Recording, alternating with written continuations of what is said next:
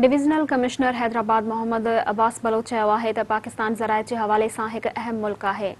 सिंध जाम बि पूरी दुनिया में मशहूर आहिनि। मैंगो शो जे हवाले सां लाॻापियल अमलदारनि सां पंहिंजे ऑफिस शहबाज़ बिल्डिंग में मुनक़िद कयल गॾिजाणी जी सदारत कंदे डिविजनल कमिश्नर हैदराबाद मोहम्मद अब्बास बलोच चयो आहे त सिंध जाम बि पूरी दुनिया में मशहूर आहिनि। उन करे हैदराबाद ज़िले इंतज़ामिया तरफ़ां 19 ऐं 20 जून 2021 ते एक्सपो सेंटर हैदराबाद में मैंगो शो मुनक़िद कयो वेंदो। गॾिजाणी में DG agriculture extension Hidayatullah Chhijro, deputy commissioner Hyderabad Fawad Ghaffar Soomro, additional deputy commissioner Tabrez Sadiq Marri ऐं ॿिया अमलदार मौजूद हुआ।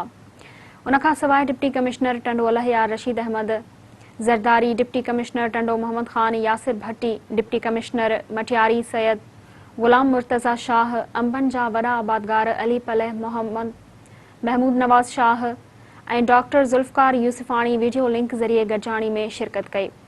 डिविजनल कमिश्नर हैदराबाद डीसी हैदराबाद फवाद गफ़ार सुमरो जी निगरानी में मैंगो शो जी इंतज़ामी कमेटी जोड़ी, जेका आबादगारनि ऐं ॿियनि स्टेक होल्डरनि सां राब्तो करे मैंगो शो मुनक़िद करण लाइ इंतज़ाम कंदी।